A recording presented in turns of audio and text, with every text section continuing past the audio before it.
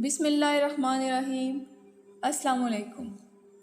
Unique world میں خوش آمدید ویورز، آج ہم اسلامی دنیا کے بہت مقدس مقام خانہ کعبہ کی تاریخ اور مختلف پہلوؤں پر بات کریں گے، لیکن اس سے پہلے میرے چینل کو سبسکرائب کر دیں تاکہ ہر ویڈیو کا نوٹیفیکیشن آپ کو مل سکے۔ اللہ رب العزت نے عرش پہ اپنی مخلوقات کے لیے بیت معمور بنایا، جو کہ خانہ کعبہ ہے عرش کا۔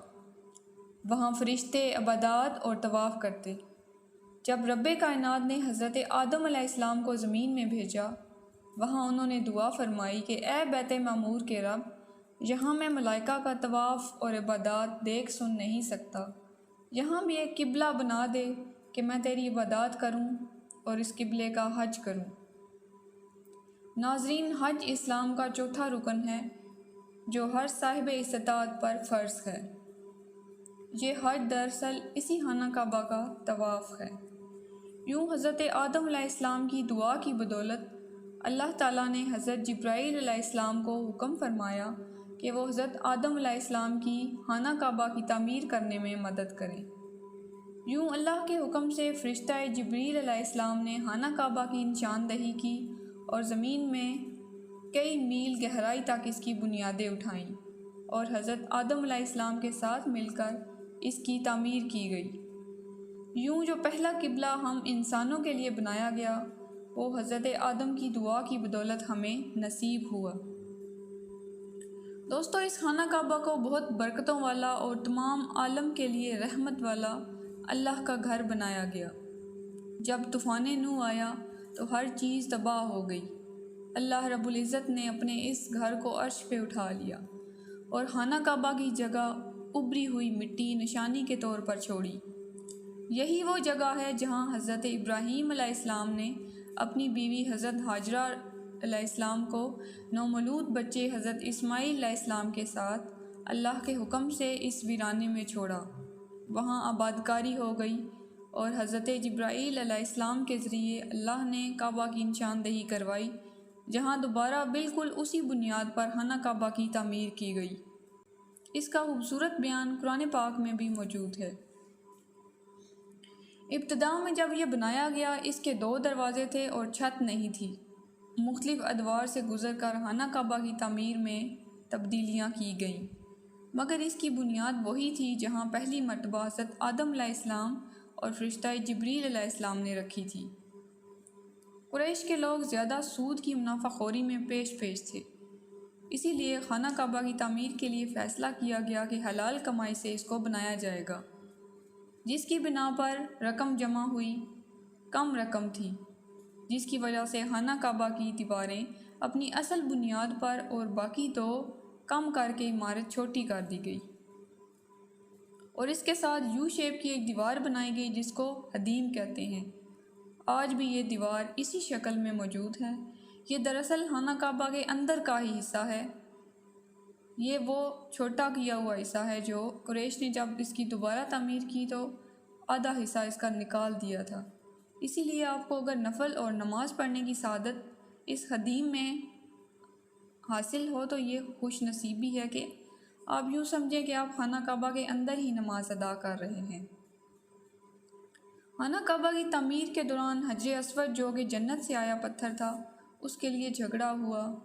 ہر سردار مرد کی خواہش تھی کہ وہ اس جنتی پتھر کو خانہ کعبہ کی دیوار میں نصب کرے گا۔ نبی محترم صلی اللہ علیہ وآلہ وسلم کو جب علم ہوا، انہوں نے فرمایا، ایک چادر میں پتھر ڈال کر اس کے سروں کو تمام سرداران پکڑ لو، اور آپ صلی اللہ علیہ وآلہ وسلم نے خانہ کعبہ کی دیوار کے قریب آنے کا فرمایا اور اپنے دستے مبارک سے اس کو نصب کیا۔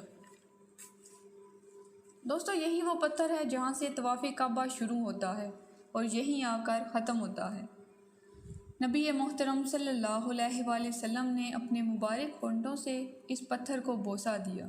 اسی لیے یہ سنت کے طور پر ہر مسلمان کی کوشش ہوتی ہے کہ وہ بھی اس مبارک پتھر کو چوم سکیں۔ حدیث میں آتا ہے کہ شروع میں یہ پتھر سفید تھا، پھر لوگوں کے گناہوں کی وجہ سے سیاہ ہو گیا۔ تاریخ میں کچھ ایسے واقعات ہوئے کہ یہ پتھر 8 ٹکڑوں میں ٹوٹ گیا۔ حضرت عبداللہ بن زبیر رضی اللہ عنہ نے سب سے پہلے اس پر چاندی کا فریم بنوایا اور خانہ کعبہ کے دروازے کو باب توبہ کہتے ہیں۔ دوستو، جو کعبہ حضرت آدم علیہ السلام کے دور میں تعمیر ہوا تھا اس کا دروازہ دیواروں کے لیول پر تھا، مگر موجودہ دروازہ کافی اونچائی پر رکھا گیا تاکہ ہر کوئی اس میں داخل نہ ہو سکے۔ صرف چند مشہور شخصیات جب خانہ کعبہ آتی ہیں تو ان کے لیے اس کو کھولا جاتا ہے تاکہ وہ نماز اور نوافل ادا کر سکیں۔ دروازے پر اللہ اور اس کے رسول صلی اللہ علیہ وآلہ وسلم کا نام اور قرآنی آیات لکھی گئی ہیں۔ ویورز، جو ابتدا میں کعبہ بنایا گیا تھا اس کی چھت نہیں تھی، مگر موجودہ کعبے کا چھت بنایا گیا۔ پھر جب بارشیں برستیں تو چھت کے پانی کو نکالنے کے لیے پائپ لگایا گیا، جسے میزاب رحمت کا پرنالہ کہتے ہیں، اور اس کے پانی میں لوگ نہاتے بھی ہیں۔ خانہ کعبہ کے نیچے سفید ماربل ہے، اس پر کنڈے لگا کر کعبہ کے غلاف کو فکس رکھا گیا ہے۔ اس کے نچلے حصے کو ایسے اندر کی طرف موڑ کر بنایا گیا کہ طواف کرنے والے حضرات چونکہ ننگے پاؤں ہوتے ہیں تو ان کے کنارے پاؤں کی انگلیوں کو زخمی نہ کریں۔ خانہ کعبہ کے دروازے اور حجر اسود کے درمیان کی جگہ کو ملتزم کہتے ہیں۔ اس کے ساتھ اپنے ہاتھوں، سر اور سینہ لگا کر دعا کرنا سنت ہے، اور یہاں مانگی گئی دعا کی قبولیت بھی ہوتی ہے۔ اسی لیے فیلوز، اگر آپ بھی سعادت مندوں میں سے ہیں کہ آپ کو خانہ کعبہ کی زیارت پائیں تو ضرور اپنے دل کی تمناؤں کا تذکرہ اس مقام پر کیجیے گا۔ خانہ کعبہ کے پاس ایک جنگلہ ہے، اس کے اندر فریم میں پتھر لگایا گیا ہے۔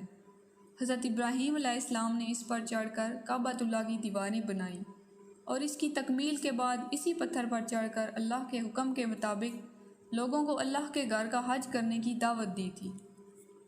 اس پتھر پر حضرت ابراہیم علیہ السلام کے پیروں کے نشان موجود ہیں، اسی نسبت سے اس کو مقام ابراہیم کا نام دیا گیا۔